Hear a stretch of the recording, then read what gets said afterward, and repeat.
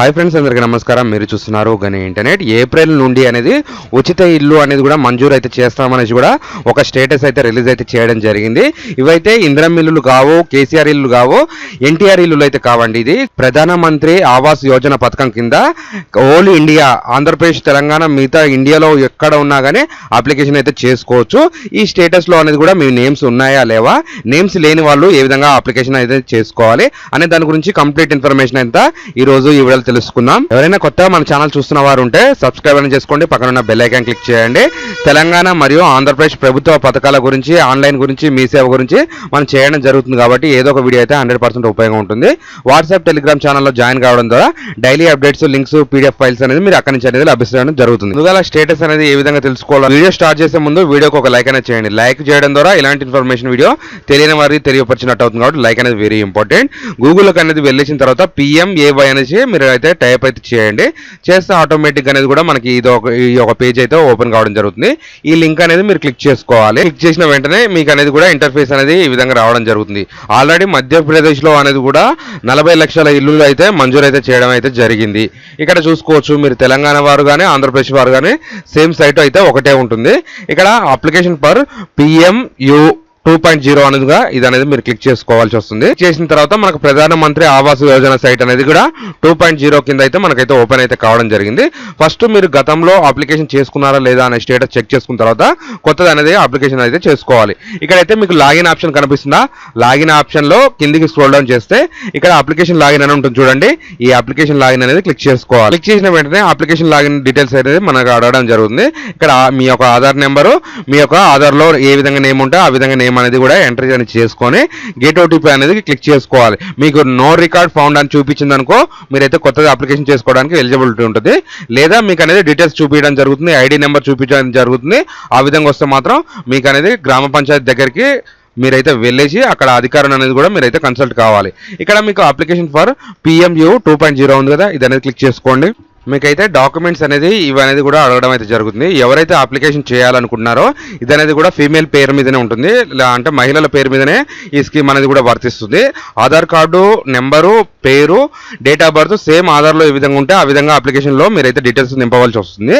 అలాగే ఫ్యామిలీలో ఎంతమంది ఉంటే పిల్లల పేర్లు, భర్త పేరు, దాని డీటెయిల్స్ అనేది కూడా మీరైతే ఇక్కడ ఇచ్చుకోవాలి. రన్నింగ్ అకౌంట్ నెంబరు, బ్యాంక్ అనేది రన్నింగ్లో ఉన్న అకౌంట్ ఇవ్వాలి. నెక్స్ట్ ఇన్కమ్ ప్రూఫ్ అంటే ఇన్కమ్ సర్టిఫికేట్ అనేది పెట్టాలి. ఇక్కడ ల్యాండ్ డాక్యుమెంట్ అంటే మీరు ఇల్లు కట్టుకోవడానికి ఆర్థిక సాయం కావాలనుకుంటే మీరు అనేది ల్యాండ్ ఒక జిరాక్స్ కూడా మీరైతే ఇక్కడ సబ్మిట్ చేయవలసి వస్తుంది. ఇక్కడ ప్రాసెస్ అనేది క్లిక్ చేసుకోండి. క్లిక్ చేసిన వెంటనే మనకు అనేది ఈ విధంగా రావడం జరుగుతుంది. ఇక్కడ అనేది ఫస్ట్ మీరు ఎలిజిబిలిటీ అవుతారా కాదా అనేది కూడా మనకైతే ఒక్కొక్క డిస్ట్రిక్ట్స్, మండలంలో అయితే అడగడం జరుగుతుంది. ఇక్కడైతే మీ యొక్క డిస్ట్రిక్ట్ అనేది సెలెక్ట్ చేసుకోండి. అసలు మీరు ఎలిజిబిలిటీయా కాదా అనేది మనకైతే ఇక్కడ ఒక వెరిఫికేషన్ అయితే అడగడం జరుగుతుంది. ఇక్కడ మీది ఒక స్టేట్ అనేది సెలెక్ట్ చేసుకోండి. ఆంధ్రప్రదేశ్ అయితే ఆంధ్రప్రదేశ్, తెలంగాణ వాళ్ళు అయితే తెలంగాణ, ఆంధ్రప్రదేశ్ ఉంది, తెలంగాణ ఉంది. ఇండియాలో ఎన్ని స్టేట్స్ ఉంటే అన్ని స్టేట్స్ అయితే ఇక్కడ నుంచి రావడం అయితే జరిగింది. చూసుకోవచ్చు మీరు. ఇక్కడ నేనైతే తెలంగాణ క్లిక్ చేస్తున్నా. మనకి ఇంటి సాయం, మనకి ఆ ఇల్లు కట్టుకోవడానికి ఎంత సాయం కావాలి, నేనైతే ఎగ్జాంపుల్ 5 లక్షల రూపాయలు అనేది కూడా ఇవ్వడం జరుగుతుంది. 5 లక్షలు వేసిన తర్వాత ఇక్కడ బెనిఫిట్ అనేది ఉంటుంది చూడండి. ఇక్కడ ఒక్కొక్కటి అయితే మీకు చూసుకోవచ్చు. ఇంట్రెస్ట్ సబ్సిడీ స్కీమ్ కావాలంటే మనకి ఇది అనేది పెట్టుకోవాలి. లాస్ట్కి సబ్సిడీ రావడం జరుగుతుంది కాబట్టి సొంత ఇల్లు ఉందా, కట్టుకొని ఉన్నదా, ఇండియాలో ఉన్నదా అనేసి కూడా మనకి ఇక్కడ అయితే అడగడం జరుగుతుంది. SR నో ఉంటుంది. నాకైతే ప్లేస్ ఉంది, కట్టుకోవడానికి అవకాశం ఉంది, నాకైతే ఇల్లు అయితే ఎటువంటి లేవు కాబట్టి నేనైతే నో అని పెట్టుకుంటున్నాను.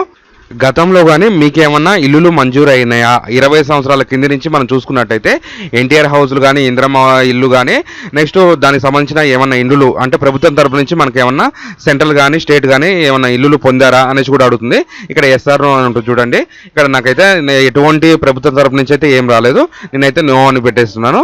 నో అని పెట్టేసి ఇక్కడ చెక్ ఎలిజిబిలిటీ ఉంటుంది చూడండి. ఈ ఎలిజిబిలిటీ అనేది క్లిక్ చేసుకోవాలి. క్లిక్ చేసిన వెంటనే ఆటోమేటిక్గా మీకు అనేది ఈ విధంగా రావడం జరుగుతుంది. ఇలా వస్తే మాత్రం మీరైతే ఎలిజిబిలిటీ ఉన్నట్టు, ఇనెలిజిబిలిటీ ఉంటే మాత్రం మీకు ఎర్రర్ అనేది కూడా చూపించడం జరుగుతుంది. చూసుకోవచ్చు.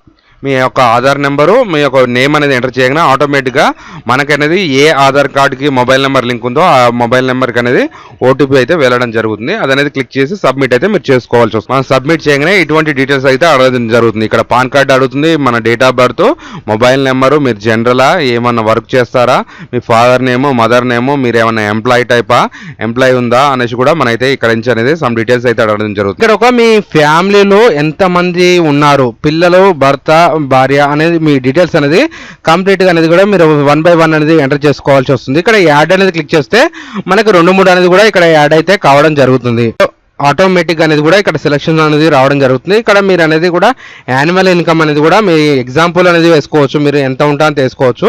ఇన్కమ్ ప్రూఫ్ అనేది మీరు ఇన్కమ్ సర్టిఫికేట్ అనేది కూడా అప్లోడ్ అయితే చేసుకోవాల్సి వస్తుంది. నెక్స్ట్ మీరు రెంటల్ హోమ్లో ఉన్నారా, అసలు ఇల్లు లేదా ఓన్ హౌస్లో ఉన్నారా అనే దాని గురించి అయితే ఇక్కడ ఎంటర్ చేసుకోవాలి. మీరు ఎన్ని సంవత్సరాల నుంచి ఉన్నది అనేది కూడా ఇక్కడైతే ఎంటర్ చేసుకోవాల్సి వస్తుంది. నెక్స్ట్ మన కంటిన్యూ కొట్టిన తర్వాత మళ్ళీ ఇంకో అడ్రస్ వస్తుంది. ఇక్కడ అడ్రస్ ప్రూఫ్ అనేది మీకు ప్లేస్ ఎక్కడ ఉన్నది, ఆధార్ ప్లేస్లో ఎక్కడెక్కడ డీటెయిల్స్ ఉన్నాయి అనే దాని గురించి అయితే ఎంటర్ చేసుకోవాలి. దాని తర్వాత పర్మనెంట్ అడ్రస్ ఎంటర్ చేసుకోవాలి. మీ ప్రాపర్టీ యొక్క అడ్రస్ కూడా ఇక్కడైతే మెన్షన్ అయితే చేసుకోవాలి.